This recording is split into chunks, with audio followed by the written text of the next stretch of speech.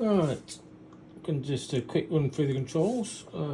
First off, on the left hand side, we've got our oxygen panel called OBOGS. This is normally quite near the back. Then I'm missing a couple of panels, IFF and the volume control ones, which I will be building, just haven't got around to it yet. We've then got the APU panel here that does a it's like a small little jet engine that used to start the main engines.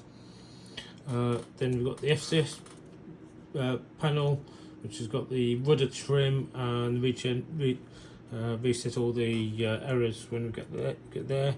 Never used this button here, but works in game, but I've never used it.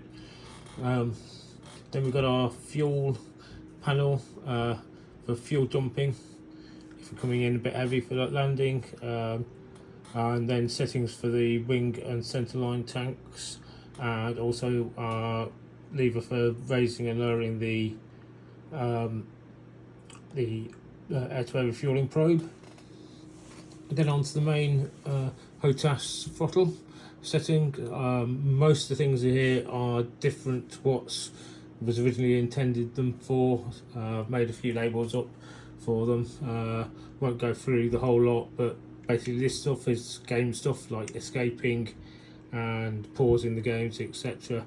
You've got some zoom features, centering and freezing the camera views, and a few other things going on there, but I won't go into detail on those ones. We've then got the fire test panel, which is used during startup. Got that slightly wrong. Need to redo the base panel on that one. We then come on to the main left-hand panel. We've got our caution light. I'll turn that off. This basically needs reprinting. One of the first ones I did. Did it a slightly different way. The Jetson dial and button here doesn't work at the moment. It's not wired in. I will get that around to doing that.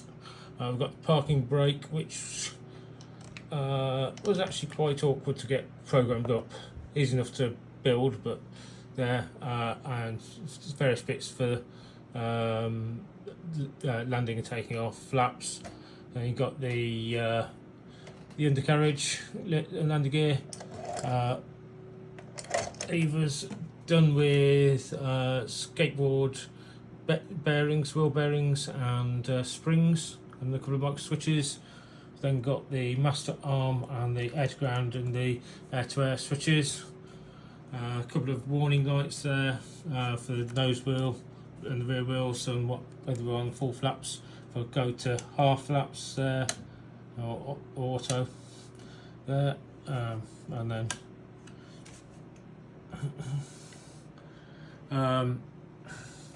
we then move on to a touchscreen, which I will replace with actual buttons and dials eventually, but it serves its purpose at the moment. And then down here we have a few more, not as per in the game where the aircraft is, but it's some bits which I use on quite regular basis. We then move on to the right hand panel, one of the latest ones I've got. I've got a 5-inch display behind here running these two dials. We've got the arrestor hook, which is for carrier landings.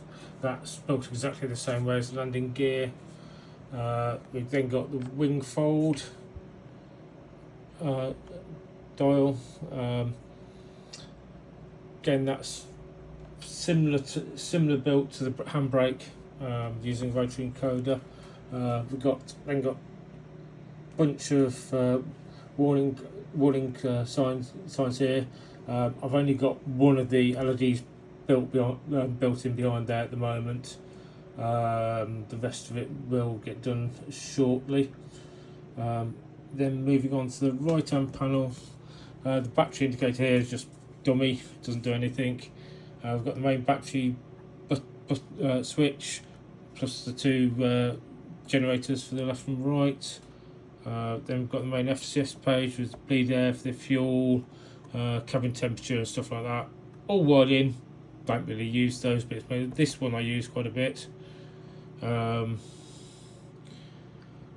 next one, this one has got all the dials.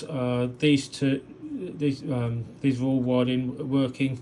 We've got the test one, so you notice, as I say, that all of those should have come up. The only ones wired in at the moment. And we've got all the lights coming on in game when I do that.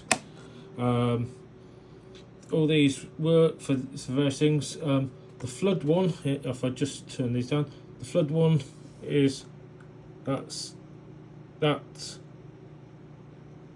is actually as this actually sends a signal to the game, does it in the game, and then the game sends a signal back to the LED.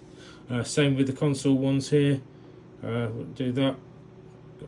Green LED. I haven't got any of these backlit at the moment. And then we've got the INS panel, sensor panels. So INS, the radar, FLIR, which is if you've got the camera pod on it, laser deno switch, and then the last one here is not per the plane. It's specifically game stuff. F1 through to 12 keys. SRS, which is a shortcut for the simple radio system for if you're doing multiplayer, and the other one is for turning on the voice control.